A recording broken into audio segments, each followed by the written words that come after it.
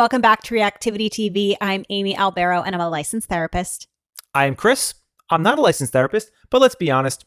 You're not here for my takes on reality TV. You're here for my takes on Dancing with the Stars. So, hang tight. They're coming soon. I'm not sure that we've had enough data to support that quite yet. But if you want to talk about Dancing with the Stars, I'm here for it.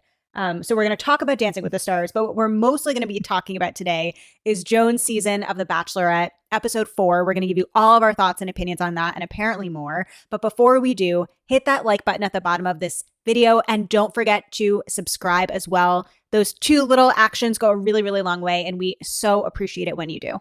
And please also hit that bell icon so that you're alerted anytime we post new content to the channel. So let's just get the elephant in the room out of the way. Okay. Is that the analogy that they're saying? I get it. What is this? I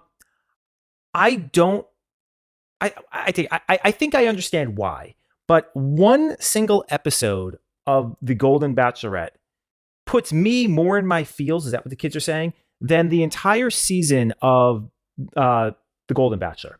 I don't know what it is, because as you complain all the time, I'm not a particularly emotional human being, but there's just something that just really just hits me hard with this show. Like every episode, even this one, which let's be honest, of the 4 episodes, I feel like this was sort of the down episode. It was entertaining, certainly more entertaining than a lot of episodes in this series. But in the 4 episodes we've gotten of this particular of Joan's season, this has kind of been the down episode. And even this one, I thought was better than most other episodes and elicited more strong emotions than most other episodes of this franchise, at least that I have seen in the 5 seasons that I've been doing this with you. Yeah, I mean, every week I think to myself, like, why are you wearing mascara? Because I feel like I'm constantly like having to clean it up after. I'm crying every episode, and it's clear that ABC is onto something here. And as I am watching this episode in particular, when they do a date that's very similar to what they do on the regular franchise, I'm like finding myself comparing it. Like, why does this feel so different than it does on the regular franchise? And why am I not like disgusted by it in a way that, I sometimes am? Like, it's more cringy in a way on the regular franchise. And I'm just trying to figure out like how and why is this show edited so differently or so much more thoughtfully, or it is much more evocative in terms of emotions. Like it's refreshing. And why can't we get that on the regular franchise?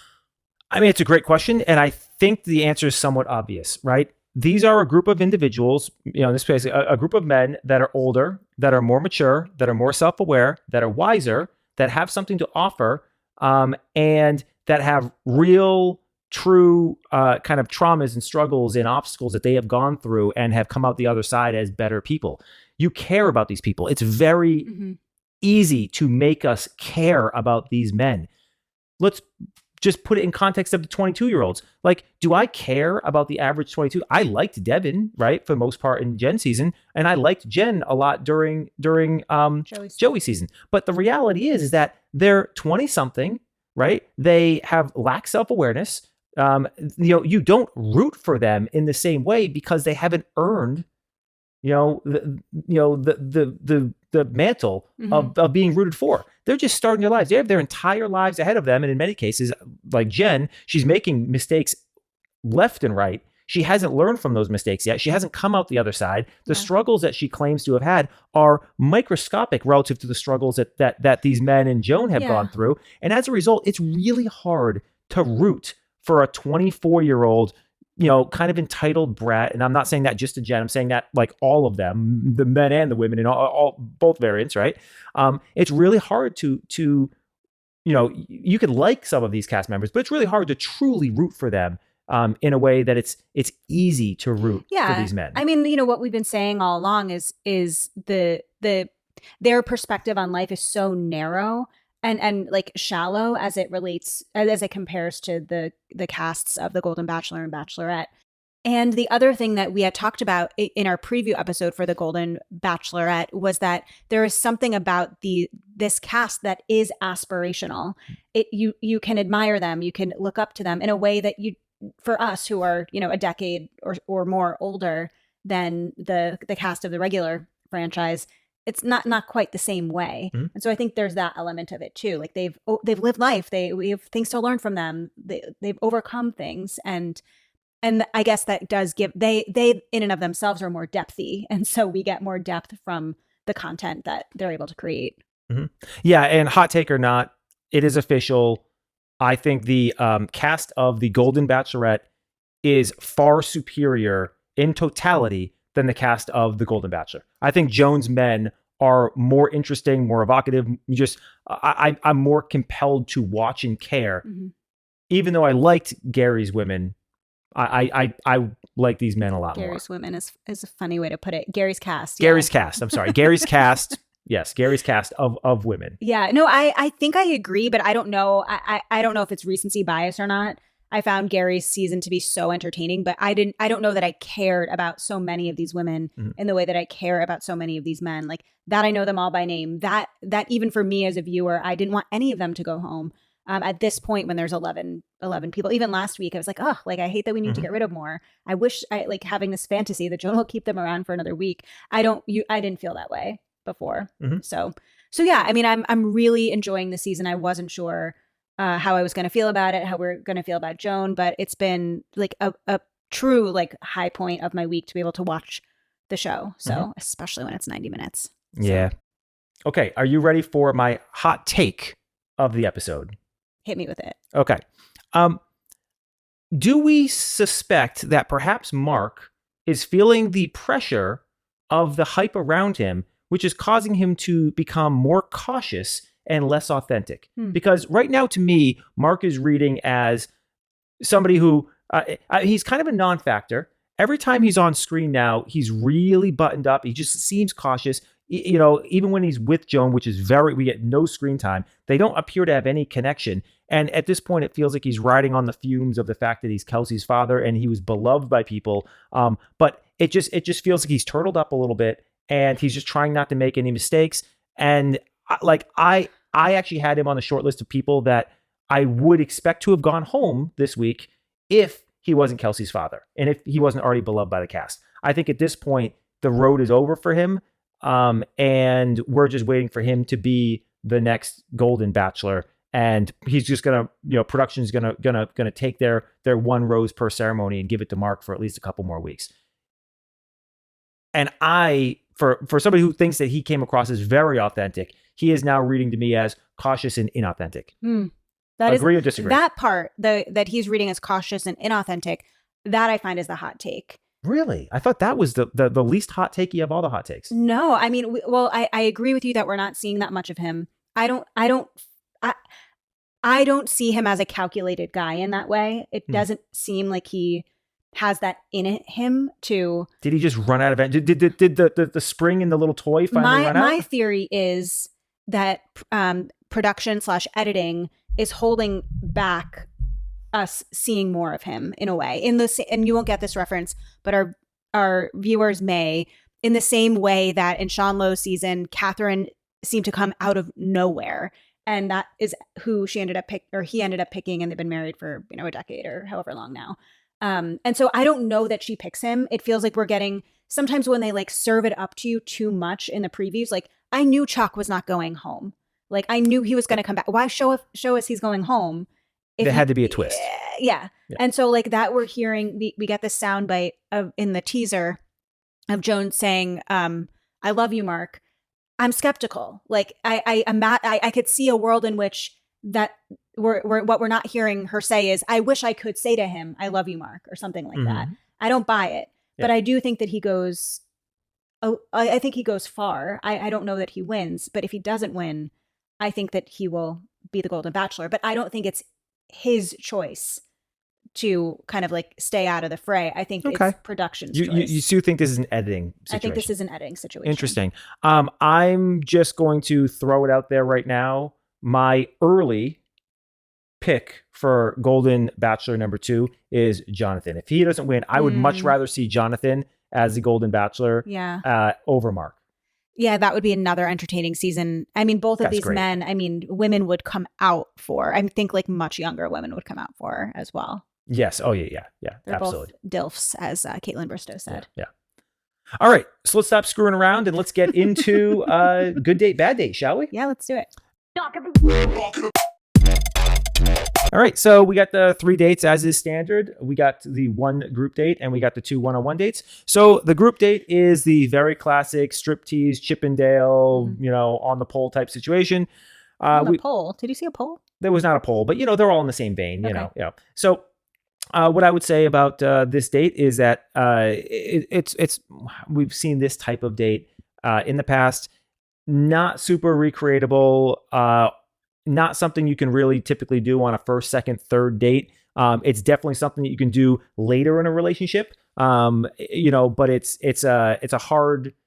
It's a TV date. It's not like a real date. Mm-hmm. But I do think that there are certain aspects of things that you can glean from it. The downsides: no real one-on-one time. A little bit at like kind of the after party. But you can see them come out of their shell a little bit. We know that Joan has said repeatedly that she really wants somebody who's going to be fun and to do things. So I think for her and what she's looking for, I think that there's some value, but as a date early in a relationship, I just think there's better things to be done. So this is like a C minus, and it's only at that high because she specifically said she wants a fun guy who can come out of his shell, and they at least did have some after party one-on-one time. Mm-hmm. How are you feeling about it? Yeah, I'm trying to think about how like elements of this that are recreatable in real life. I'm coming up empty. Regardless of what parts I suppose are recreatable, though, I do think that this is a good, again, assessment for, and we talk about it at any time we have like one of these performance type dates, like who's gonna not be so self-conscious, like you get to know someone. This is a very vulnerable thing to do. Who's gonna be able to let their guard down? And so I like it as like an assessment date to kind of like get to know someone, like literally like bearing it all in this way. Like you do see, it does expose a lot, no pun intended. So I think, yeah, not a very recreatable date. And I think still a good and fun date, not a great first date, obviously. Yeah. So the next date we have is the Wonderland private ice rink, followed by private REO Speedwagon concerts. Mm-hmm. No dinner, but the whole date was basically one-on-one, and they did have some snacking drink time. So, look, you got an activity. You get tons of one-on-one. That the whole date's a one-on-one. There alone, you're already at a solid B plus, right? You get a little concert. It's got to be an A minus, right? A minus to A. I don't see how else. You get the whole time together by yourself, and your activity is something that you can talk during if you were a little bit better at skating than Jordan is. And the only thing that I think prevents it from being an A is the possibility, like Jordan almost encountered breaking a hip, right? So like if it was maybe an activity where there wasn't possibility of maiming and crippling, then I would give it an A, but it's going to get a solid A minus barring that fact for me.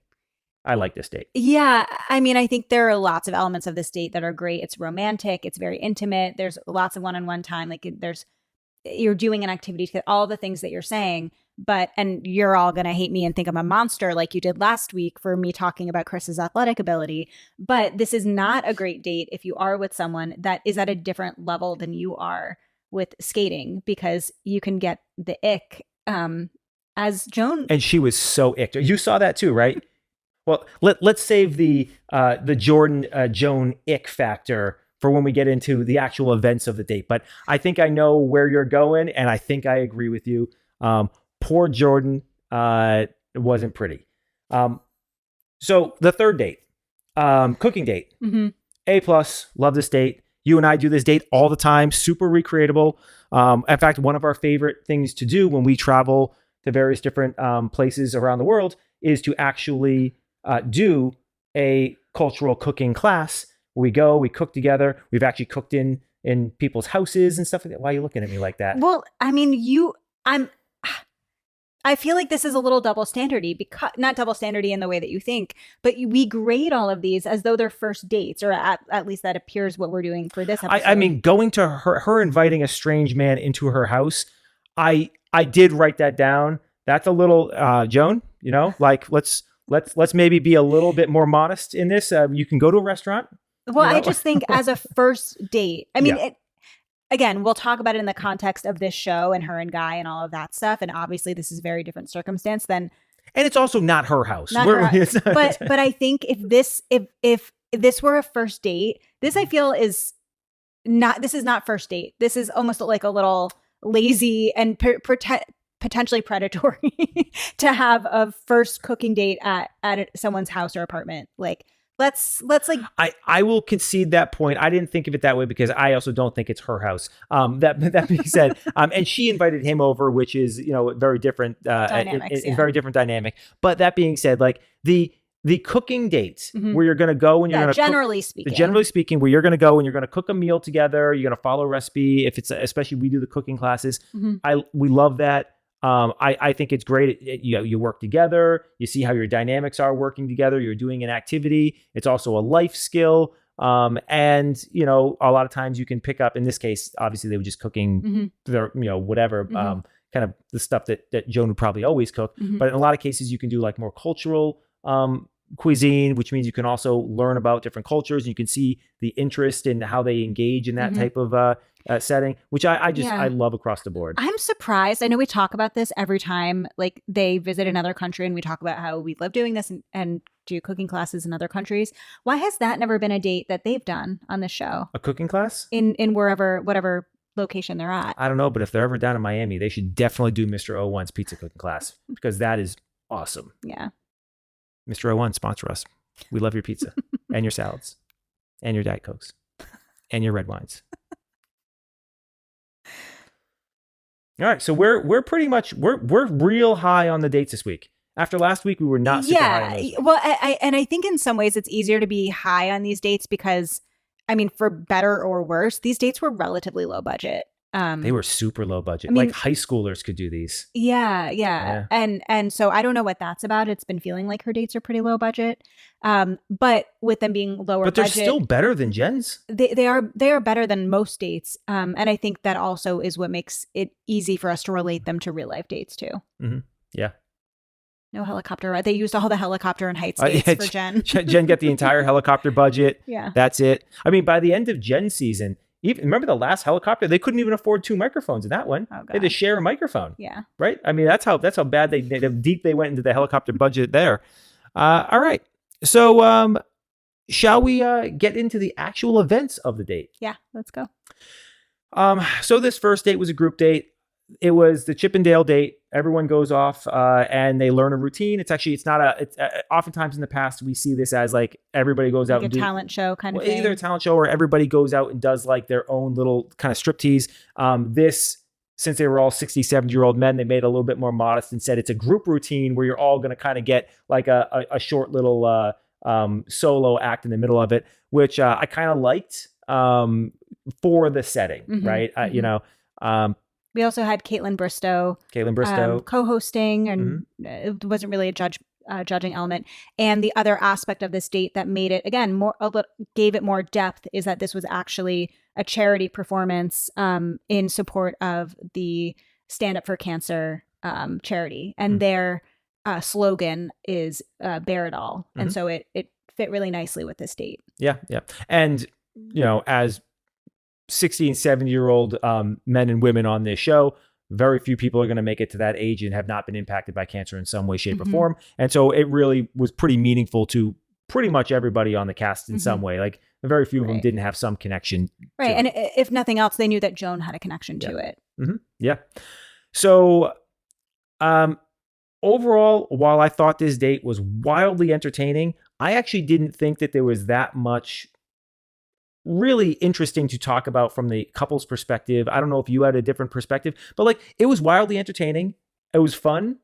I got a kick out of Pascal with the little money machine. Loved Jonathan's performance, but there was some conversation, but even the conversations we got in the one-on-one time later was not in my mind particularly depthy. So like I don't really have much interesting insight into this. I thought everyone went out there, they did their thing, they had a good time, but like I don't think we learned a lot more about anybody in particular. I don't know that Joan necessarily did. But it was a fun, entertaining time to watch. Right. And maybe that's the unintended consequence of a 90-minute episode, is that like we don't get to see some of these smaller, more meaningful moments. We don't really get to dig in deeper in a way that we would. It's not to say that they didn't happen. We just didn't see them. But, a couple of highlights here. Keith, super into it. He's had, this Fantasies. dream of being a Chippendale dancer since he was 20. So he was like really in his element. We learned that he is just like the fun guy in the group. As you mentioned, Pascal, really like leaning into his character, so to speak. Charles is becoming more and more comfortable like with himself, and seeming to like just be more joyful than like think about him at the prom a few episodes back. Sitting on the bench by himself. Yeah. Even just looking back to the kickball game last week, where he was very self-conscious. He appreciated all the guys who were cheering him on and stuff like that. But he still came from it starting from a point of insecurity, and, made it to the point of like, hey, I did it. I did my thing. Here, he didn't even start from a position of insecurity. He was like, you know what? I'm just going for it. Yeah. And we all know that you and I are fans of Charles. But I mean, his growth week over week is, dare I say, as strong as Jen's growth week over week in Dancing with the Stars. Stay tuned to the end to hear my take on that. Good crossover. You like that crossover? Yeah, I've been practicing this podcasting thing. Done. Yeah, this whole podcasting thing. It's only been 5 seasons. I'm starting to get the hang of it a little bit. That was good. Oh yeah. Yeah, I mean, we do see him growing a lot. We even see him leading the men in like martial arts at the very beginning. Like he's just near and dear to my heart, by the way. Yeah, he's just seeming just more comfortable and confident, which is great. Yeah. By the way, his front stance was atrocious, but we're not going to get into that. I can only comment on so many things, so many axes at this time. But yeah, front stance not great. Yeah, leave him alone. He's 67, 68. Something like that. I'll be a little bit forgiving. But in fairness, when I was doing martial arts, I was learning from a guy in his late 60s, and he had an impeccable front stance. Well, it's not exactly apples to apples. That's fair. Another standout in this date, in the group date, was Jonathan. Always is. He just, he's someone that like knows he's attractive on some level. Like he just owns it. And I know we've been talking about how he does have this insecurity, but like it's possible to be insecure in some areas and confident in others. And it felt like he was just really able to own like his presence. And we saw that shine through to the point where like people are asking him, like, have you done this before? Like he just owned it. And I loved that, like the comfort in who he was, just putting himself out there in that way. That was awesome to see. Yeah. I mean, every time he's on screen, he shines. I said in past episodes, I don't really understand. Like, I understand where his insecurity is rooted from, but at the same time, like, he's attractive, he's fun, he's clearly intelligent, he's good looking, he's super tall. Like, where is your insecurity coming from, dude? You're like, we got what most people would kill for. And again, just the confidence to just go out there and let it fly. I was gonna say let it rip, Yeah. Oh, that's a good one too. Look at you. Look, we're figuring this podcasting thing out so good this week.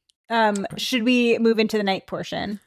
Yes. So really the most significant part of the night portion is that we see a conversation between Chock and Joan, and we get a little bit of foreshadowing about what may be the cause of Chock's departure. And so Chock shares about his mom, who has stage 4 cancer, and they talk about that, and they also begin to talk about their relationship and talking with one another about how they can see a future with one another. I think Chock tells her he's crazy about her, and Joan says that he helps her feel safe. And that was a really big thing that we also hear her talking about throughout this season, is that, with John, with her husband, that he had provided that sense of security, and she sort of felt like she doesn't have a safety net since he's died. And so this is a really meaningful thing that she's saying to Chock.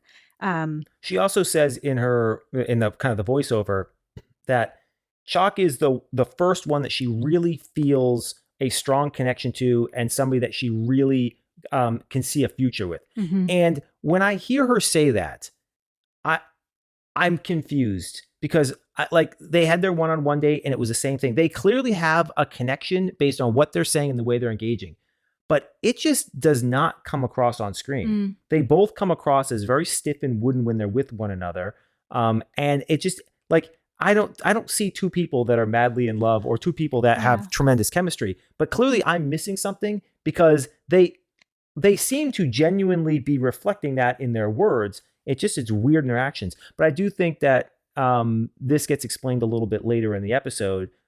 It might just be that they're two high-strung perfectionists, heavily armored people is how yeah. I think they're both referring to it. Sure. But I also don't think Chock is like particularly comfortable on camera, which might relate to that armor. Like he's one of the guys. I mean, he did great in his Chippendales performance, but like the other guys were like really trying to get into it, and he was like, I am really not comfortable with this. And so there might be that element too, that's why we're not like seeing it come through the screen. But I did, contrasted with when they had their one-on-one at Disney, where I didn't really get it at all. I really saw it today. And from Joan too. Like it seemed like the relief that she seemed to feel when he returned was big. And the disappointment when he was leaving also was quite big too. So we'll get more to that. But Chock does get the group date rose for the first date of the night.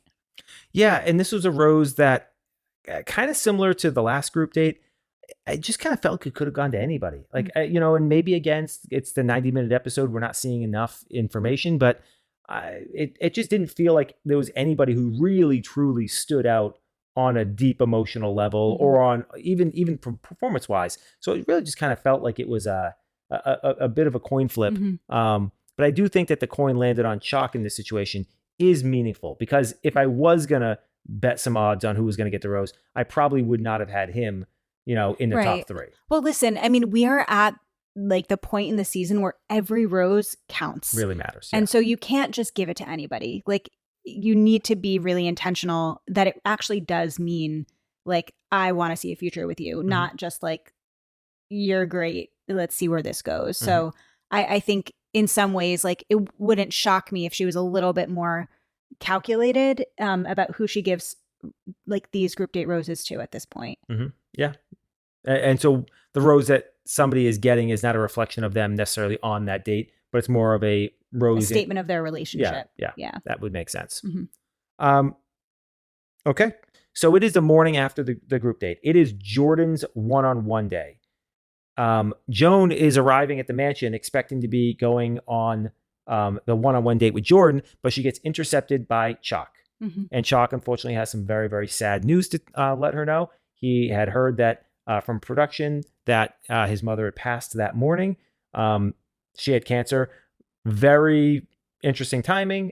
Just given the previous day's events, he obviously knew it was kind of inevitable and somewhat imminent, but he did not think it was necessarily going to happen while he was on the show. And so they sit down and have a conversation.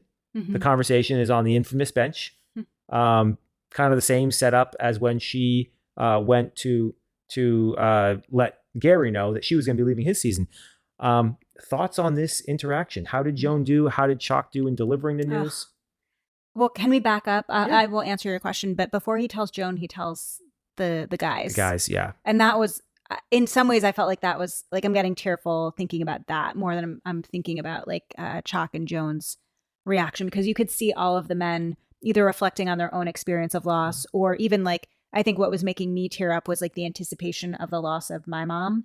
And she's living forever. Who are you kidding? She's gonna outlive us all. Hi, Mom, if you're watching. And so like that, like it's a loss, and like the gut wrenching loss that anyone could relate to. Right. And so I just thought that was very moving to see. And what he was seeming to get from the guys was not only, love and empathy for his loss, but also just like the empathy of having to leave, and like they were rooting for him, and like they care about this guy, and despite the fact that they're all sort of there for the same person, like they still want him to have his like fair chance to explore his connection with her. And I thought that was such a nice level of support amidst all of this. yeah, this was a great moment to kind of see, great moment to I'm sure for Chock to experience. It's just a good group of guys. Mm-hmm. It really, I mean, there's no other way to put it. I think most guys in that room could relate, if not directly, then certainly, very close indirectly, because most of them have either lost a spouse, lost a parent at that point. Yeah, yeah, it was nice to see them all rally around him, but look, we know it's a good group of Mm-hmm. guys, Mm-hmm. right? I At this point, I'd be shocked if we got anything other than that type of behavior out of them. Yeah. But it definitely, as the kids say, hit you in the feels a little bit. Was definitely a powerful moment. Mm-hmm. Yeah. Mm-hmm. Right. Well, then going back to what you were referencing regarding his conversation with Joan, this felt like a relationship to me when I was seeing the way that they engaged. He embraces her and she's saying like, what's going on? Like Mm-hmm. she was so genuine. I felt like in the way that she received him, in her just saying like, tell me what you need, and him being able to ask for it. Mm-hmm. And she was of course understanding, was able to empathize with the guilt. And also, one of the things that he had said is, I have to go home. I need to help. I need to check in on people. And she said, well, you need to do this for you too. Like you need to honor your mother. And I thought that was also really important for her to remind him too, especially if he is someone who plays a caregiving role in some way, that this grieving this loss will be important for him too. And I empathized with her and feeling like her support for Chock, but also her own grief in a way of potentially losing this connection with someone that gave her a sense of hope. Yeah. Chock seems to be someone that is familiar feeling to Joan, like comfortable, like she recognizes like she's met him before, like met this person before. And I think that they do overlap. I mean, Chock said it on their one-on-one. They have similar values and morals, and that's, we talk about that all the time. And again, we're probably not seeing things or not hearing things that they're clearly experiencing here. But again, this was an episode where I was like, damn, I completely underestimated the connection. Yep, absolutely. So he does let her know that he's going to be departing. He hops into her. It was her car. She came in that car. He just hops in her car and takes off. I was like, well, how is she taking Jordan on a date now? But obviously, I didn't catch that. You didn't catch that, yeah. Now the person you really feel bad for here is Jordan, right? Because like that's a tough thing to follow. But to Joan's credit. And again, I don't know if this is to her credits or if it's to her detriment at times. But we've now seen her multiple times be able to compartmentalize and shut down some feelings, bury those feelings to go and do what she needs to do. We saw it with her mother in the kickball game. We've now seen it again with Jordan date after Chock leaving, where she can push it down and compartmentalize and put on a face. She is a caregiver. Yeah. And again, I wouldn't say outside of work I'm a caregiver, but like you take great care of me. I'm gonna let you rag on me in the same way that I did on you regarding sports when we get to the cooking date. I promise. But I mean, I think one of the things that I think about a lot and actually talk about a lot in my own therapy is sometimes how actually frightening it is, and how I'm able to just like the way that I view it is like zip everything up in order to just show up and care for people. And it's at this point a skill. It's something that's very practiced. And like when that is what your role is in life, one of your biggest roles that you play, you get really good at it. And that's not to say that she's not like genuine in what she's doing. I'm sure she's very, very good at being there for people. But what that tells me is like, it probably is really hard for her to be here for herself and to let herself want things and need things and ask for things, like to the point about her having armor. Like that is the armor. It's the thing that I love and hate about being a caregiver for a living is it gets me in the habit of not needing to be as vulnerable myself. Like I'm very comfortable in that. And so in other relationships, it's harder for me to be the one that's asking for things or that's sharing or being vulnerable myself, because I'm used to being that for other people. And I think we see that with Joan too. An epiphany I had recently. So I admittedly have always historically been a relatively selfish human being, but in relationships, the way I was brought up, I would like to think, and you can agree or disagree, but that I have a very strong caregiver mentality where I do try my best to take care of you and to do whatever needs to be done to make sure that you have a good, happy, stable life. And I think that is one of the undersung dynamics in our relationship, because you are a caregiver, being a therapist, running a business, being a professor, like you're, being a daughter, all of these things where you are constantly caring for all these other people all the time. You come home and you literally have nothing left to give. Mhm. And if I was a needy pain in the ass, then our relationship just wouldn't function, right? Yeah. And the fact that, but also if I was a caregiver the way you are, we wouldn't work because I would be burnt out. Mm-hmm. And so there's some interesting dynamic in our relationship where I'm a caregiver, but really only to you. Like I give you everything I have, and everybody else, I don't care about them. It doesn't matter to me at all. And I think that actually is probably one of the aspects of a relationship that doesn't get enough credit or notice. But I think it's an important reason why we are so successful as a couple, because you are able to just like turn off the caregiving when you get home and be pampered. And I don't get resentful because you're the only person. You and Max, which he's ignoring us. I know. I'm sorry, everybody. Max, I don't even know where he went tonight. He's over there. Is he over there? Oh, he's sleeping. So that's what he does best. That's what. Yeah. Oh, my wife and my cat. Sleeping, the two things they do best. No, I appreciate that. And of course. I mean, you... Am I wrong? No, Do I not care for you well enough? No, you do. You definitely do. No, I'm not a beta, everybody, just for the record. Right? I don't think anybody would infer that you are based on your monologues here. I'm toxic. I wouldn't say that either, but some people might. They have. Go back to early episodes in the comments of this podcast.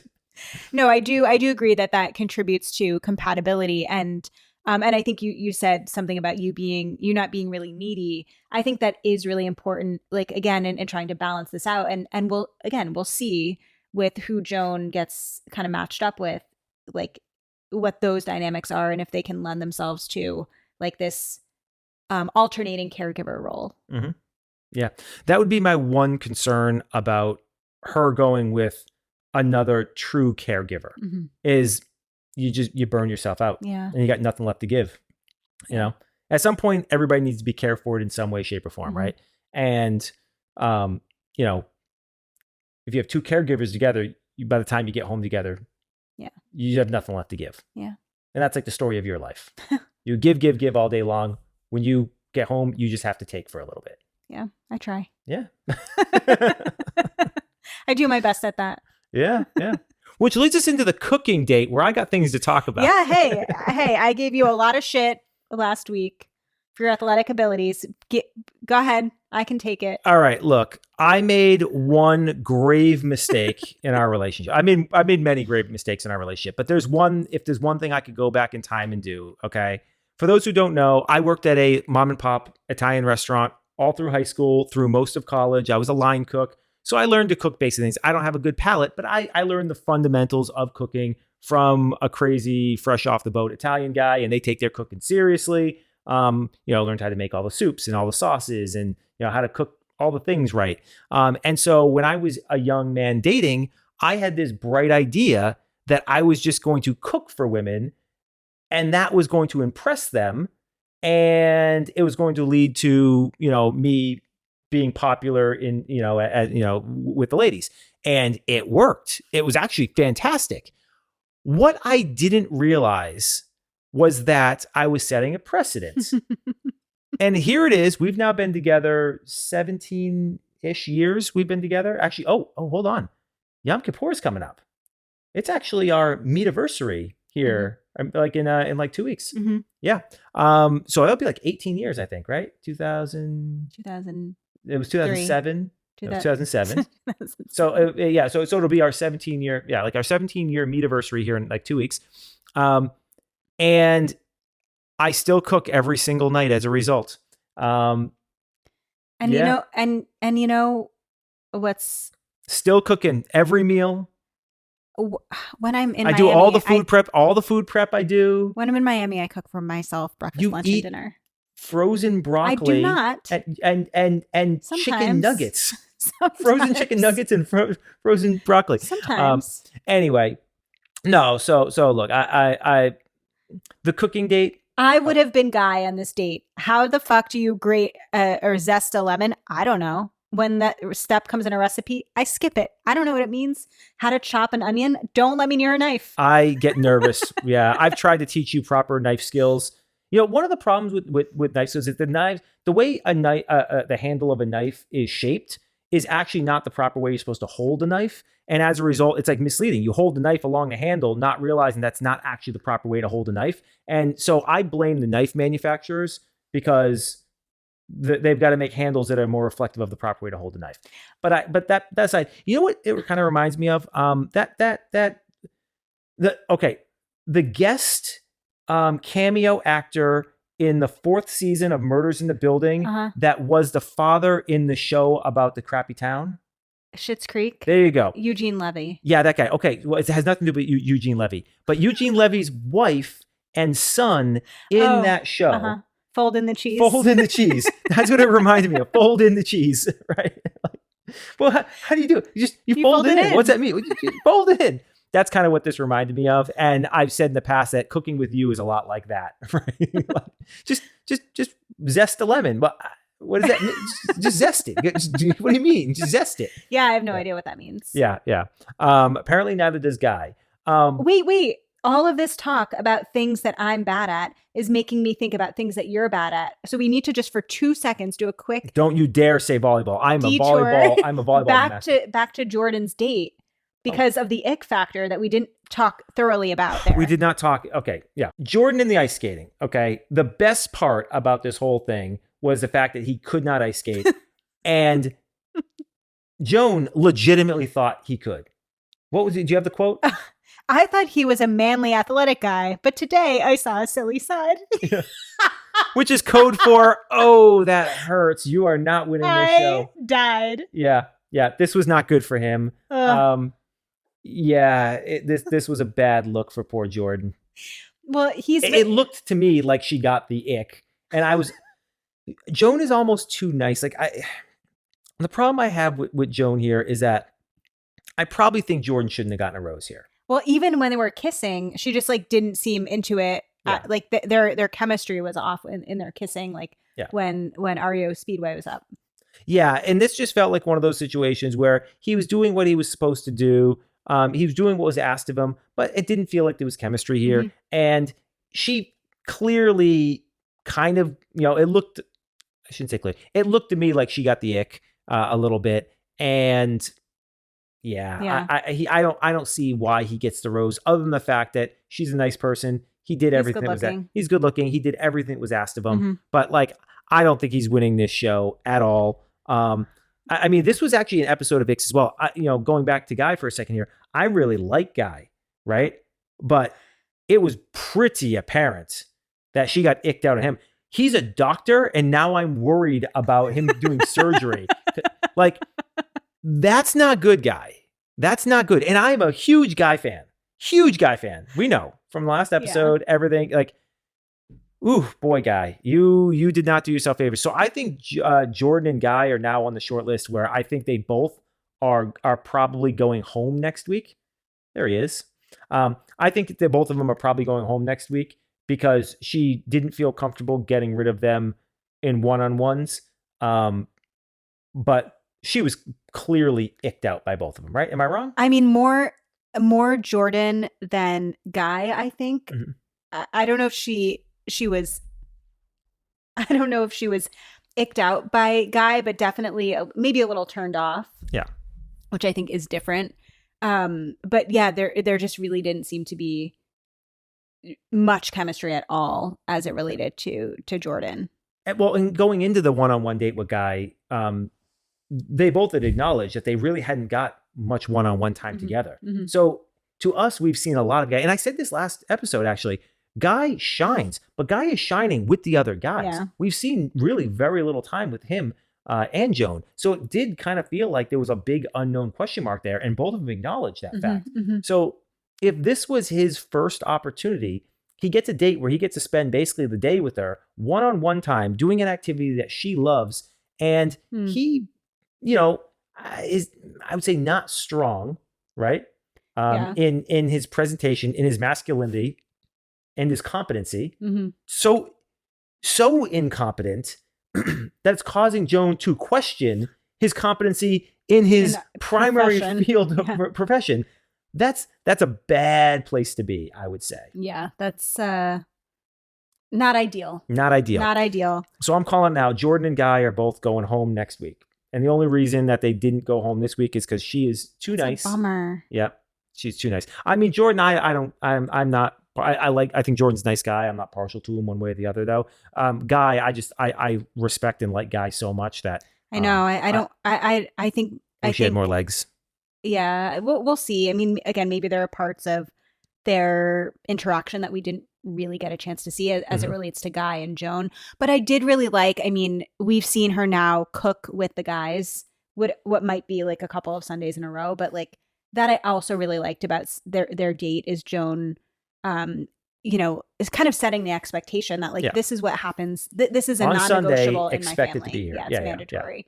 And that she's sharing, parts of herself and her life with these men, and in this case with Guy, and seeing like, where do you measure up? Like, where would you fit in this? And I think for a Guy that she hasn't really had an opportunity to get to know, this is something to kind of like have the ability to visualize, like, where will you fit? Yeah. Or will you fit, rather?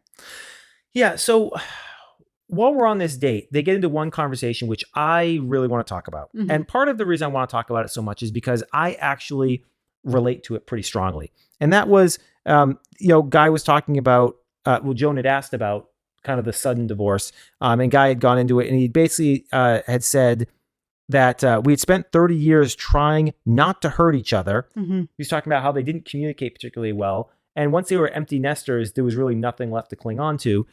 They went to couples counseling, but eventually his wife was just like, yeah, I'm out. I don't want to do this after 34 years. And he talked about how he thought he was happy, but really he just wasn't. And he just kind of didn't really even realize he wasn't happy.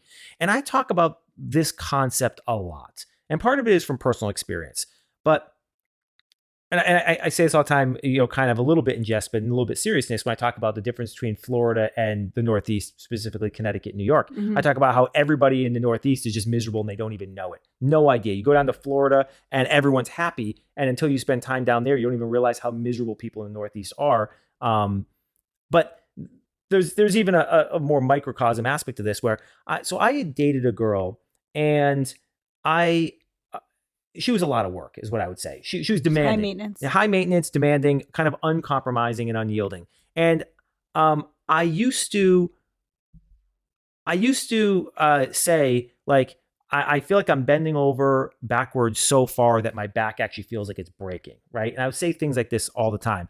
But even though that's how I would say that and feel that, I still oftentimes would say, oh yeah, but the relationship's great. I really love it. It's fun. It's blah, blah, blah, whatever. And it wasn't until I got out of that relationship that I realized how actual miserable I was during the entirety of that relationship. And that was a girl I dated immediately before you. And that was also one of the reasons why when I came into the relationship with you, notoriously I was, I would say, less flexible and less compromising. Unyielding, just simply because I at that point I was sort of like tired of getting taken advantage of. Yeah, exactly. Right. And in some ways that worked to my advantage. Yeah. So this was sort of this comment about how, when he said, we spent 30 years not wanting to hurt each other, was like, actually, it's something I could relate to, because I remember being in those relationships where you're not really comfortable having conversations that are going to anger the other person, or you don't really want to get into the fight. Even though the fight is healthy, it's important, you need to have that fight because you need to come to a compromise in order to move to the next stage. Like, you're just not willing to do it for one reason or another, whether it's cowardice or whether it's, whatever. Not rocking the boat. Not rocking the boat, discomfort. Yeah, and so I sympathized with him here Mm-hmm. is I guess what I would say. Yeah, I think I'm so happy they showcase this conversation because this is way more common than people realize. Mm-hmm. And I think your point about like people maybe not like realizing how unhappy they are until like they are out of it and maybe have a different perspective. But I think a lot of marriages are actually like this. I think most marriages are probably Yeah. like this. Well, especially when like they have children. I mean, I don't know what his ex-wife does, but he has a demanding career. Like, and so it's very and he references that they were nearly empty nesters when like these conversations started to arise, and that Mhm. is such a common time during a relationship when Heavy transition times. heavy Yeah. transition and your roles within your relationship within your household dramatically change. And when you have kids, and one of the, this might sound aggressive, dangers of having kids is that your roles are not only just husband and wife, they're mother and father.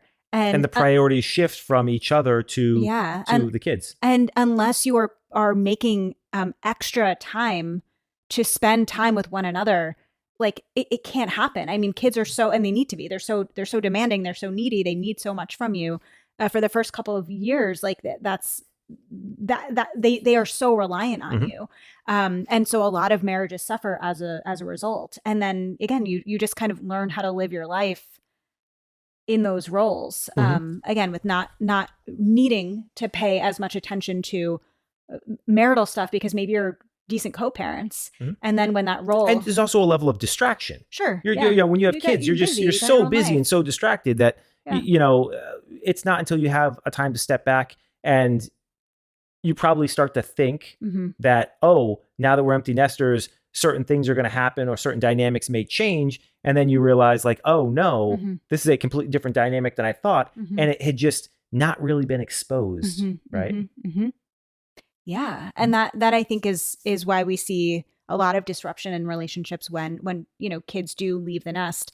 But again, most relationships subsist this way, and I think a lot of it is also that people are so bad at conflict, Mhm. and so conflict averse, and so they don't engage because they're worried about what it might do. Meanwhile, the relationship erodes anyway, Mhm. just over a slower period of time. And so if you're in a relationship, you have to get comfortable with confrontation, and being able to argue or disagree rather. It's so important in a relationship to be able to kind of work through that and communicate in that way. And it sounds like in this case, Guy and his wife didn't do that. So I want to armchair psychology a little bit here. And then I want you to tell me why I'm wrong. Okay. So um, I have a hypothesis. Mm-hmm.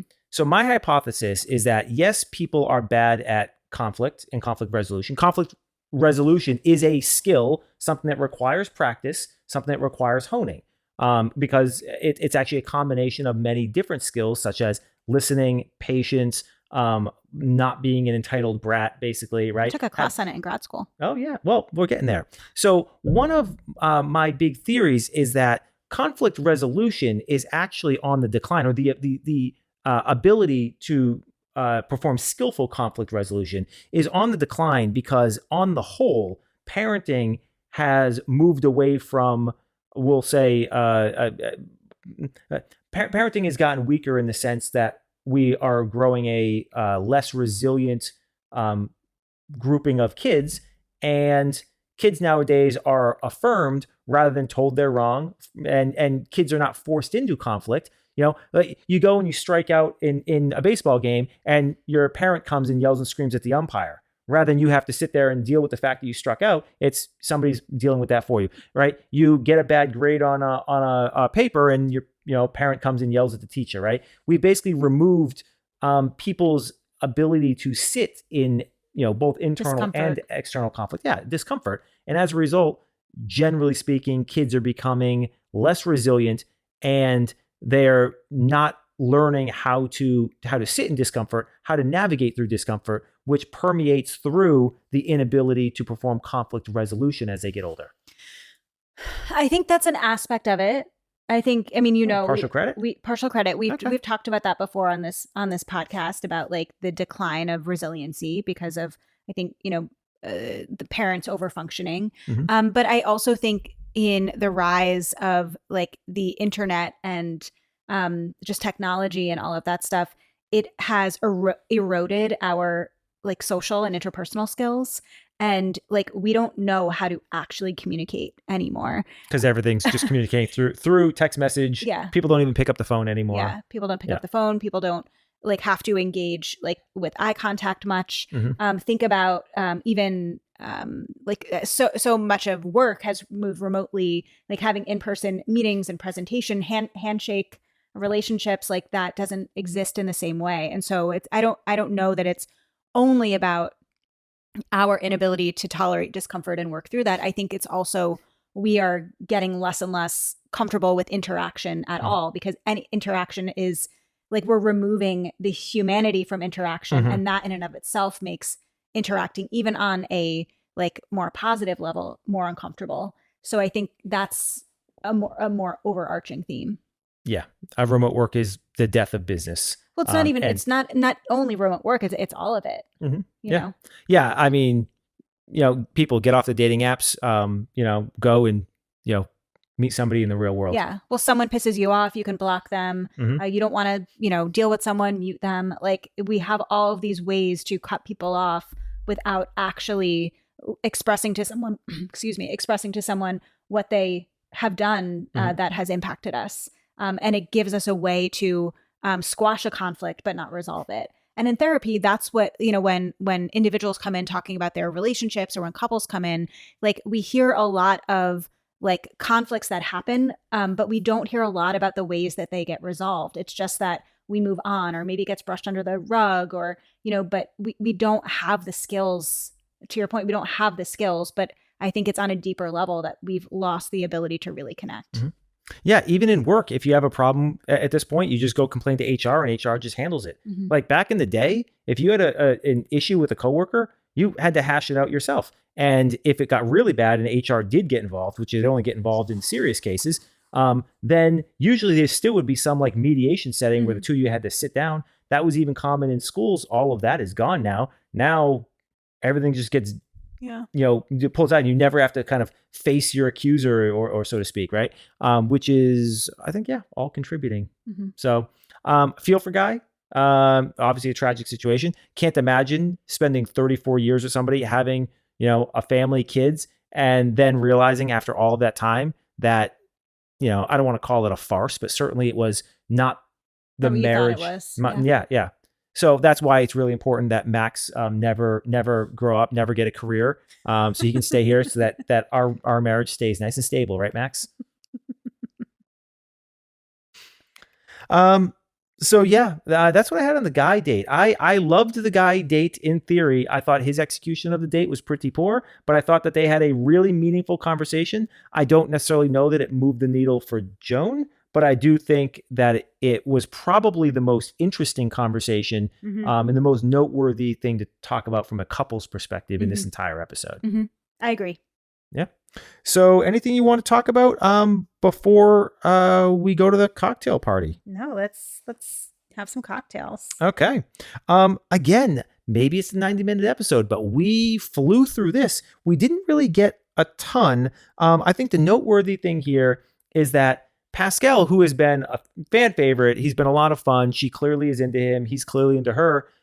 He was not clearly into her. He was until the group date. And in the group date, apparently he was giving off indifference. And they have their time in the cocktail party. And he talks about how, no, I'm really into you. But I just don't want to be aggressive. Yeah, like I'm just not a group date guy. And I sympathize with Pascal here. Because like I get it. One of the downsides, and this is kind of important, I talk at length about Pascal's tactics, right? How you make yourself the butt of the joke, and you do your thing, and now you get all the guys aligned, and you don't even realize that you're twisting and turning and manipulating them to do what you kind of want them to do, because you've just befriended everybody and you're kind of the butt of the jokes in sort of an alpha sort of way. The downside to that, and this is really kind of an important thing to understand, is that you've set yourself up to be the butt of the jokes. And now you're going into a new setting, a group date setting, where you're in competition. Mm-hmm. You can't be the butt of the jokes there. And so when you get into that situation, it makes sense to me why Pascal would back up, why he would not put himself in the limelight the way he would at the house, because he has to. If the same dynamic operates in the house, he's going to look beta and he's going to look weak to Joan, and that's going to make him look and be less attractive to her.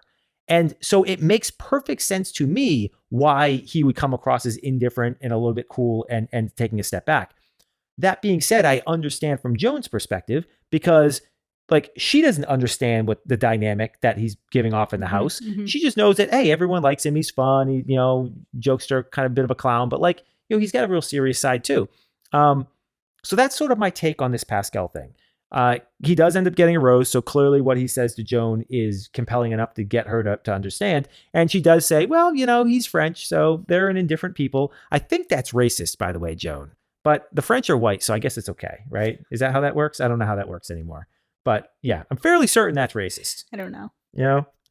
Ethnically inappropriate. Is that I was going to say, I don't think being French is a race.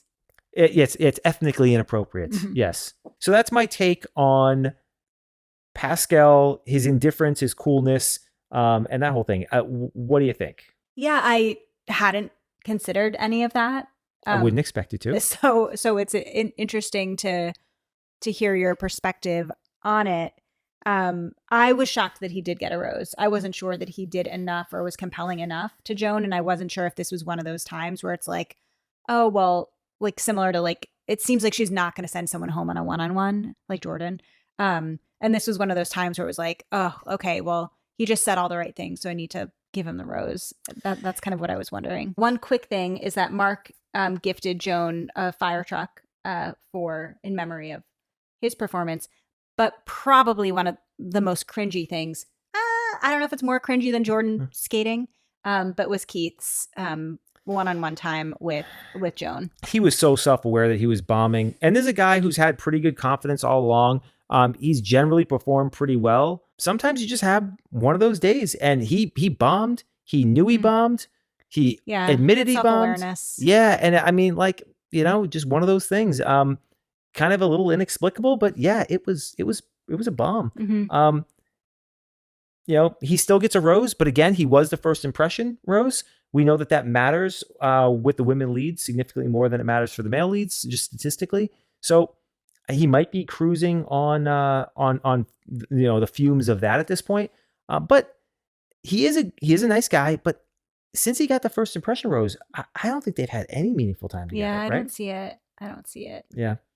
So he could be another one who's sort of, if he has another bad showing, at this point, if Jordan, Guy, and Keith don't have good showings again, and they have another down day, I think all three of them are going home. Yeah. I think that's kind of where we're at here.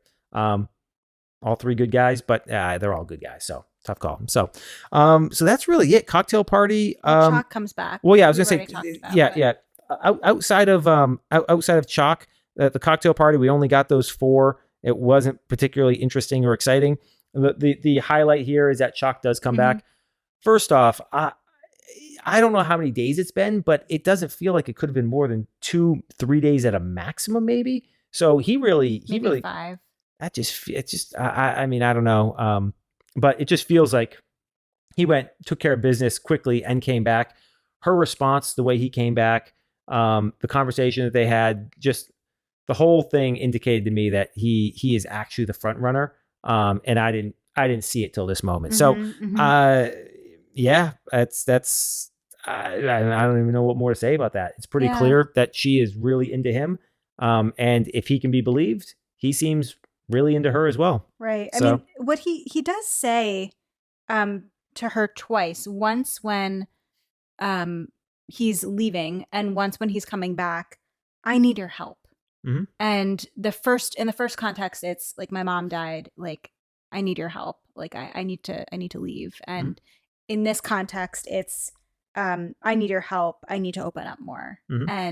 And that this is where they talk about. Both times here, he has said this, and both times he never actually specifically states what he needs help with. Right. And this is what I was actually going to ask you about. Am I missing something here, or was there no actual like declarative statement of what the help is? Well, he might not know, and that's kind of why I wanted to highlight it, because again, for someone that has their armor up, that I don't know what role he plays within his family, but for someone that has their armor up, is maybe afraid of vulnerability or not as comfortable with vulnerability. The idea of having needs that someone else might like be able to fulfill is so scary, and so he might not even have given himself the permission to begin to explore like what that even means. But it sounds like he's getting to a place of contemplating that, like, he'd like to allow someone to care for him or to be there for him in this more vulnerable way. But what I was getting from that is like, I don't think he knows yet, which wouldn't be uncommon given his character. Interesting. We move on to the rose ceremony, and 3 already have roses. Those 3 are obviously Chock, Jordan, and Guy. We are keeping 4, eliminating 4. In order: Pascal, Jonathan, Mark, and Keith. No major surprises here. I think Mark is not long for this world. Keith, I feel like, could be going here, but Jonathan is obviously in. And Pascal, even though he had a bit of a close call with group date, he's had such a strong showing that he just seems like he's in. The 4 that get eliminated: Charles, I said it last week, he's done. We love Charles, fantastic guy, but like, he's gotten what he needs from this show. He and Joan are not gonna, he's not the pick for Joan. They're not a love match. They're not a love match. And so he was not long for this world. Dan started really strong, but we have seen nothing from him in any meaningful way except for the talent show portion. Gary, who again seems like a fun lovable, fun guy, but practically speaking, like, she's not picking him. Like, and Gil, who, had a moment last week. He had a moment last week, but otherwise has been really behind the scenes. So, yeah, I don't think it's particularly surprising. So, we're left with 7 going into week 5. I want to give you some credit. Oh, which part? Well, last week. I mean, we already know I'm prophetic. Last week when we were talking about Charles, and you were talking about the fact that he is maybe going to get something greater from this journey than like finding love. And again, let's go back. What was his quote on the way out the door? I was listening to this podcast, Reactivity TV, and this guy, Chris, was talking, and he's absolutely right. He was talking about what my journey was going to be and where I was going to end and what I was going to get out of it. And what I got out of this journey is way more than I expected and way more valuable than a relationship with Joan. Man, that Chris guy, on top of being an amazing martial artist and an amazing volleyball player, he is just so damn prophetic with respect to this. We are this living show. In the fantasy suites right here. Yeah, sure. Something like that. What he actually said was, in reference to his relationship with the men, his friends, he says, "This was a successful journey for me. It was a different form of love. I did find it." And like that. He's such a good guy. Yeah. People have commented they like him to be the next Golden Bachelor. The problem is he doesn't have the strong personality to carry the season. And so I don't think that's a wise call. But I do hope he finds some... Is it weird to say, like, I think that a bachelor or a bachelorette, no matter the age, needs to have some sexual energy. And I don't think Charles has it. He's got 0. He does not have the Riz. But putting the in front of it just makes you not have any Riz. The Facebook, the Riz. Squashes your Riz. Squashes your Riz. Oh, I got all the Riz. Yeah, all of it. Todos Riz. Rizzo. Ick. It's getting very late. Okay, so yeah, I mean, look, I hope Charles finds some outlet by which we can continue to see him in something else. Yeah, I mean, he's going to be back for a cameo of Golden Bachelor. Yeah, for sure. Absolutely, it has to be a fan favorite, I would imagine. Yeah. Anything else you want to talk about with respect to the eliminations, rose ceremony, dates, Chock, I think Joan? think we did it. Let's do some Rose and Thorn. Rose and Thorns. Okay. I'm happy you asked about my rose this week. Love it. My Thorn this week. I hated to see that. I think the obvious Rose finally got our 90-minute episode. Yes. Thorn, 90-minute episodes, shockingly, don't give you enough material to talk about. I know. It's fucking double-edged sword, those bastards. It really is. It really is. Yep. But no, I thought that this was, as I said at the top, I thought this was, in some ways, the least interesting episode. You really had two main things to kind of talk about. And that was, just the guy stuff and the Chock stuff. Outside of that, it was a fun and entertaining episode, but I don't necessarily think it was a particularly insightful episode. But I also don't think most people who watch the show are all that interested in insightfulness. So, there we have it. I think I'm in the minority. But Roses, 90-minute episode. Yeah. Thorn, I just feel like Jack at that strip show with his hand puppets would have been awesome. Where's my Jack? Jack is Jack, come back, Jack. Jack, come back. Singing somewhere. Singing somewhere. Yep. What do you got for a Rose? Well, I always enjoy the small moments that they show us in the house. And that they are continuing this plot line of Pascal being so inept. Yeah. And so I did really appreciate that one of the opening scenes where Mark was teaching Pascal how to measure laundry detergent. I thought that was just cute and fun. I like that they're having fun with that. And so that I think can get a rose from me. I know Caitlin Bristow can be a polarizing character, especially relatively recently if you're really in Bachelor Nation.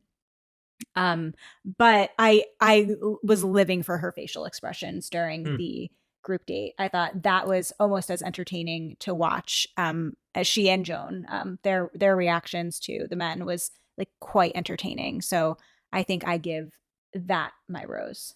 I feel like her facial expressions were a little overacted, but I did like her dress.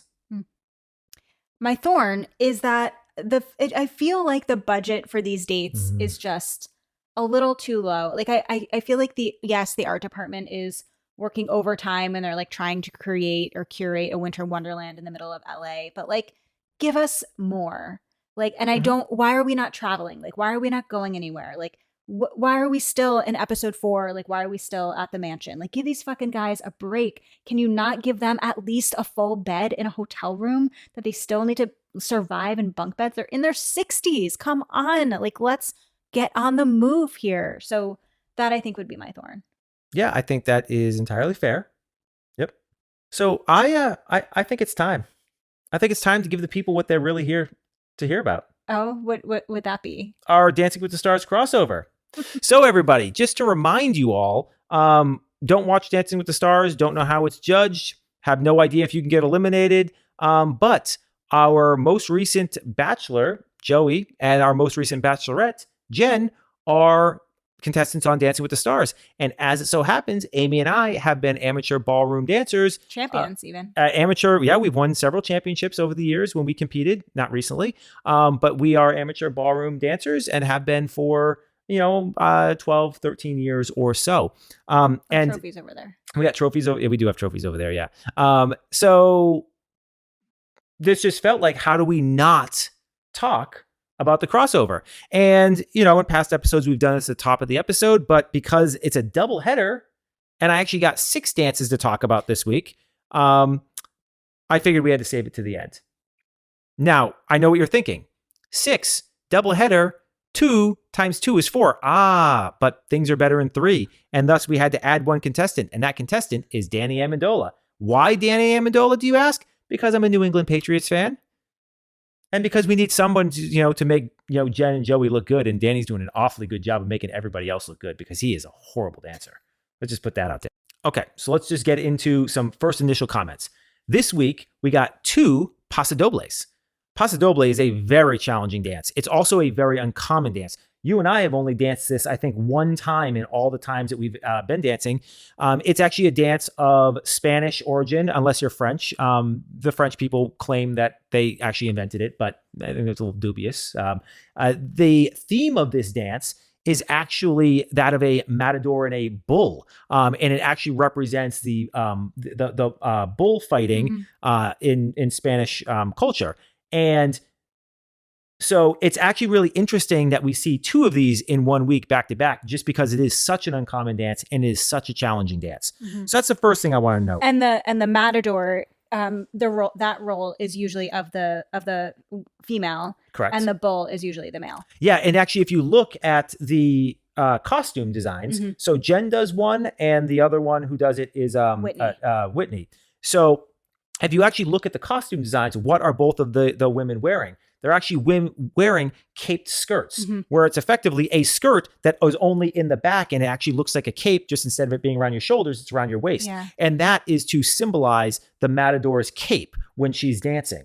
And this is like a really interesting. So when I heard Paso Doble, first thing I thought was, oh, hot damn. Good luck with that. And the second thing I thought of, I wanted to feel the thematics of this. I really wanted to see, did they encapsulate that feeling of the back and forth and the tension and the combativeness and the chase of it all. So that's the first thing I was really interested to see. Second thing is that since it's a double header, I was expecting that the dances themselves would be less technical because they have basically half the time they have to prepare.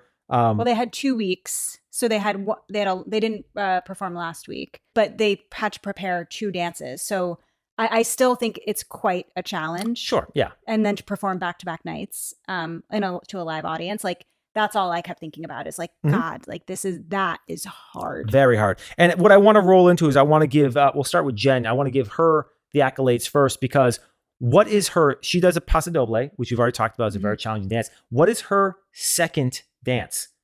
Viennese waltz, the hardest of the smooth. So ballroom dance is roughly segregated into what we call smooth and rhythm, right? Or rhythm is oftentimes called Latin, but it's more than just the Latin dances. And there are, 4 or 5 core dances in rhythm and smooth. And then there's a bunch of like kind of other dances that are less common. Paso Doble is in the less common dances. Viennese waltz is basically the most challenging and most technical within the core smooth dances. Right. You don't even get to learn Viennese waltz until you've graduated the other three dances to a certain level. Yeah. It's that challenging. So for her to come out here and do a Paso Doble and a Viennese waltz, that alone took unbelievable, stones to do that. And actually, my first question is, what does that say about her pro's opinion of her ability to execute? Because there's no way the pro is selecting these dances unless he has supreme confidence in her or supreme arrogance in himself. Listen, the thing that I like about Jen is she's a girl that's down for anything. Yeah. And I could see her say like, fuck yeah, this is a challenge. I'm going to do it. And I don't think she shies away from much. And so I think there's a part of like, I imagine her pro like warned her, like these 2 things are going to be hard. And I can imagine there's an element of Jen that's like, well, then I definitely want to do it. And Jen feels like she has something to prove right now. And so I think that might, like, and I relate to Jen on that. I relate to Jen a lot. I said that throughout her whole season. But like when someone gives me an idea that I can't do something, it's like, well, I am gonna like kill it then. And so I could see that being an element. But I think again, Jen is just down for anything. Yep. So let's get into the actual dances themselves. We'll start off with the Paso Doble. The dance itself. What I'll say, Jen in general has really shined on the performative side of it. She's been a little bit weaker on the technical side. Right. And I think this once again demonstrated, where her strengths and weaknesses lied. I thought it was very strong performatively. It was, interesting to watch. She mostly nailed her timing. I thought the costume, specifically for the Paso Doble itself, was a good choice. I thought that the routine itself embodied the actual dance, the theme of the dance itself. She used her costume well. She used the choreography with her costume was really, really good. Yep. Those and some physically challenging moves. Oh yeah, the knee drag like that. I was hurting watching that. And she executed fairly well. Yeah. All around, I thought this was a pretty strong performance. Again, it's a challenging dance. It's a very stochastic dance, which is even more, it's got that staccato to it. And so it's I thought Yeah. strong performance. Then we go over to the Viennese Waltz. Gorgeous dress. Interesting you say that. I agree, gorgeous dress. Last week I had said that I thought it was very smart in her tango routine that they put her in a long non-sheer dress because it covered up a lot of the flaws that she was going to have in the lower half execution of the tango. Right, so you basically need to be like both. It's like pigeon, toed. like pigeon, a little bit more pigeon footed and stuff like that. Well, one of the things about the Viennese Waltz is it is very fast and very challenging. Yeah, and you could see her feet were atrocious. Wrong. It wasn't just her. It was her feet. Yeah, but it was her knees Mhm. were wrong, and because the knees were wrong, it flowed into bad feet. And by having her in a see-through dress, Mhm. it exposed all of that. So I really think that this was a misplay. And a part of it was almost like she's like, oh, I listened to that. I hear that Chris guy commenting on that podcast saying that I'm covering up my weaknesses. Well, fuck that guy. I'm going to wear a sheer dress and prove to him wrong. And she did not prove me wrong. I think she would have been better served by not having a sheer dress. But listen, this is a dance. If you don't know what you're looking for, she did a beautiful. Sure, it was a beautiful. I loved the song choice. I thought, again, evocative in that way. I mean, I great thought the performance was fantastic again. Yeah, her flexibility. She does in both dances like some beautiful kicks, like big round kicks, and I think like it was beautiful to see. She's light on her feet. Like she doesn't look like she's very heavy on her feet. Her just and when we're saying like her knees are wrong, her feet are wrong. What I was looking at is like you want to have your feet like very close together when they cross or just close in general. She was shorting her basic step. Yeah. So in Viennese Waltz, the constant rotation as you're moving down, that's actually your basic step. That's why it's so challenging. Most other dances, your basic step is you're sort of in place or maybe make it a slow rotation. This is a fast rotation straight down the dance floor. And there's a lot of feet crossing and there's a lot of rotational torque that happens. And she was shorting all of those steps and there wasn't enough rotation. Yeah. And she wasn't if you think of like tetherball, you're rotating and then the next person becomes a pivot point and then they rotate around the pivot point. And they were not getting that pivot point rotation. They weren't resetting. And all of that meant that the steps were wrong. And they was sort of like doing one of these things. Instead of going straight down, they were sort of drifting off. Yeah. But again, if you don't know what you're looking for, it was a beautiful routine. Yeah, she did a good job. Again, high on the performance side. Technical side, again, not super high and wasn't great execution of the technical stuff. But overall, I thought it was a strong performance. And each week, I thought she did mediocre the first week. I thought she was solid last week. And this week I thought was her best performance yet. She's definitely growing pretty quickly, and improving pretty fast. So shall we go to Joey? Sure. All right. So Joey's tango. What did you think of this? I thought this was an incredible performance. Interesting. Okay. I thought he did a really good job. Mm-hmm. His performance is something that I did not expect. In terms of like really getting into character, like facial expressions, like all of that stuff. I wasn't expecting to see that from him, but I thought this was a good performance, and it was the highest scoring performance of the night, by the way. Interesting. So I agree with everything you said, as long as you're not talking about this specific dance. This dance, first off, I actually hated both of his songs this week. I agree. I didn't love the song choice. I did not like his song choice. Either one of them, Shout and the Hurricane. Both of them are just songs that I've heard to death, and I'm done with them. That being said, also, it is a legit tango, but I would have never in a million years thought to dance tango to this song. But that aside, it felt to me like he was in his head the entire time. He has been a great performer. When we see his jive this week was a great performance. When we look at his rumba last week or 2 weeks ago, whatever it was, that was a great performance. This felt like he was being very calculated. It felt to me like he was kind of in his head, almost counting things off. This was the routine to me where he felt the most unsure of his 4 routines that I've seen to date. That being said, it was a solid performance. Like, he hit his steps. He was, for the most part, on time. The technical side of things was fairly strong, given it was a double week. But I did think of the 4 performances I've seen from him, it was the weakest performance. Interesting. Yeah. I'm allowed to disagree with the judges. What do they know? What do they know?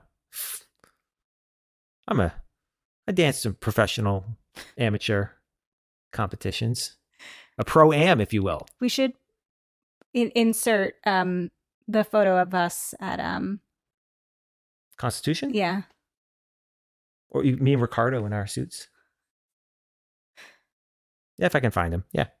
Do I have anything else? Oh, okay. All right. So Jive. Mm-hmm. So Jive, I agree with everything you just got done saying. Strong performance in terms of, it was just an exciting performance. I was bagging on Amendola a couple weeks ago when he did his jive. I was basically saying that, one, I don't really like the jive. Two, he didn't actually even do a jive, really. He did this fusion dance. And at three, it wasn't well executed. This is what a jive is supposed to be. This was a true jive. Granted, it was to a crappy song, but it was exciting, entertaining, a nice little backflip up in there. Like the whole thing just worked. And it was a crowd pleaser. And I think it demonstrated some skills, some timing skills. There was some good separation. All around, I thought it was a strong, solid performance. Even if I'm not a fan of the jive or the song, and that tells you something. I should be biased against this performance because I don't like the song and I don't like the dance. Mm-hmm.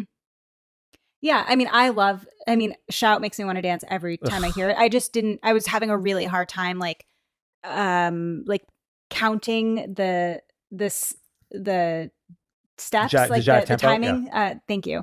The jive timing with that dance. And I was like, it feels off to me. Like it doesn't feel like it's completely synced up in the way that I would understand.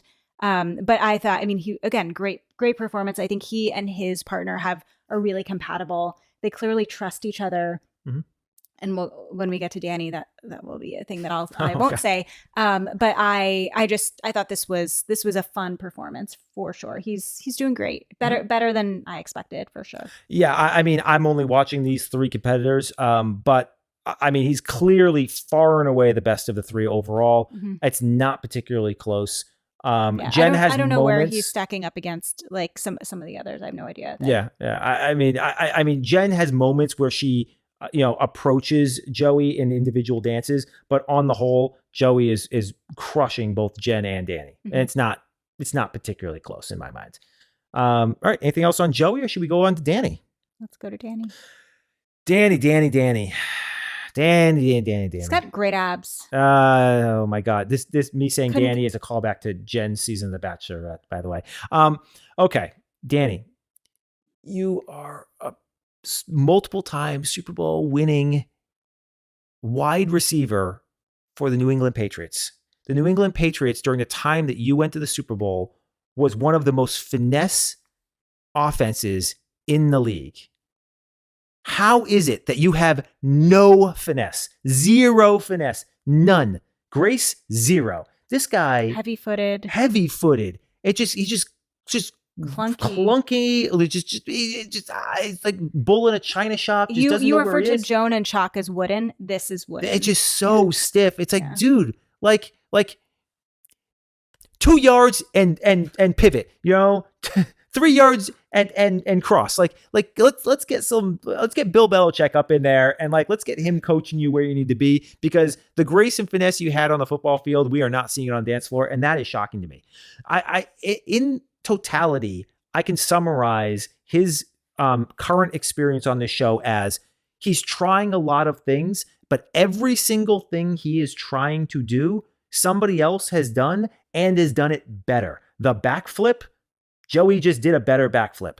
The double leg kick jumping over his pro, Joey did that better too. The jive, we've seen better jives.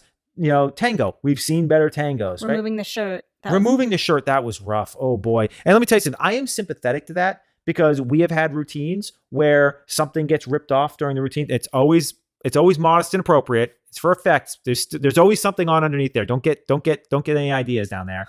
But we've had routines where, you do some fancy reveal or something like that. And it is a difficult execution, but it's one of those things where practice, understand. and the way he got caught in his own jacket was, again, it's like the worst nightmare, because I've been in spots like that where I'm like, this would be the worst thing, would be caught in my clothing article or whatever. We did that routine that time where we ripped the red thing off, and like during the actual performance, I threw it half the distance I normally throw it. And I was actually concerned that we were going to step on that during the performance. So these are all like real considerations that you have to do in dancing. But yeah, it was rough to watch. His timing was atrocious in both dances. At this point, it doesn't even matter what dance we're talking about. His timing was just atrocious everywhere. Whitney's her name. Whitney was back leading the crap out of him everywhere. She's doing a lot of work. She is doing a lot of work. So no grace, bad timing, just no performative aspect, wooden as can be. Everything he's trying to do, somebody else has already done better. It's just, it's bad everywhere. So he also did a paso doble. I wrote down, Whitney really dragged him through that routine. And that's, and timing was rough. You didn't get the sense that you don't want to be too on the nose with the theme, right? Like, he doesn't need to come in dressed like a bull, right? But like, I still want to at least have a nod, a feel to the theme, right? What is the bullfighting concept about? It's about the tension and sort of the conflict, and it's about the chase and the dexterity and the deftness of avoiding, the altercation. And it's just like, that's what it's about. And there was just none of that in this routine. Nothing. Yeah. Right. Am I wrong? No, you're not wrong. You're not wrong at all. That didn't come through at all. All I kept thinking, and I said this to you, is like, gosh, I wonder how often these pros, especially the women, get hurt because like of the way like their arms get wrenched. Like, you wrench my shoulder often, like in certain dances, like just like in terms of your lead, like it's a little too heavy handed. I'm an aggressive lead at times. I'm sorry. And I'm trying to be better. I mean, but like, I think when you're newer at dancing, not that you far more prone to it. Yeah. Because like, that's how you think you need to lead someone. And there were some movements where I was like, oh gosh, I hope Whitney's okay. We have a dance instructor. He's a former Mambo world champion, Ricardo. Shout out Ricardo. And his lead is so light, magical. Yeah. I mean, he can dance with basically any woman of any skill level, and literally with one finger and almost no pressure will just put her, he understands like where her weight is, where her momentum is going, to such a masterful level that with one finger and almost no pressure whatsoever, he can move and get his follow to do whatever, turn in any direction, move in any direction, do any sort of a step that she's never done before. That is when you've mastered leading, right? Mm-hmm. I am nowhere near that level. Mm-hmm. I imagine all of the male pros have that. Oh, I'm sure they do. Yeah. But then you have situations where when you have Joey or Danny, where they're the leads. Yeah, but I wonder how much they really are. Like, and I think like all of our instructors have always been critical of Dancing with the Stars because they're not really dancing. Yeah. They're just learning a routine. Yeah. And if they're learning a routine, there isn't as much of a need to have a lead and a follow because you're both kind of doing your own thing and you just happen to be doing it. Right. It's not true ballroom. Yeah. In that way. But anyway. All right. And we move on to the last dance, which is Danny's Foxtrot. So just for disclaimers, Foxtrot is my least favorite of the core smooth dances. I got one really positive comment about this, and that was I love the costumes. I was going to say, I'm sure you loved the color that they were wearing. Yep, I love the costumes. Outside of that, first off, this was not a Foxtrot. This was a hustle, and they probably would have been better served because hustle is a much more forgiving and a much easier dance, and Danny was just not up to doing this Foxtrot. Again, timing issues everywhere, but it was a fun routine. And I do think that of the 4 routines I've seen him do, this was the one that was like the most performatively exciting and the most interesting. But I just think he's so far behind the other 2 that it doesn't matter. I mean, again, it's not a competition of just these 3. So I don't know where he stacks up with anybody else. And I didn't truthfully, I had it queued up. I just ran out of time to watch it. So I can't weigh in. Yeah. Okay. So I think it's time to get out of here. Is it? Yeah.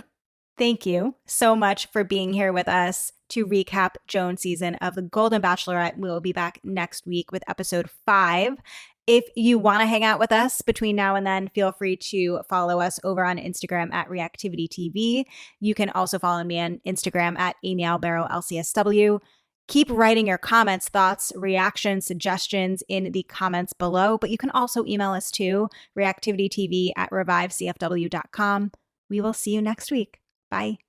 See ya.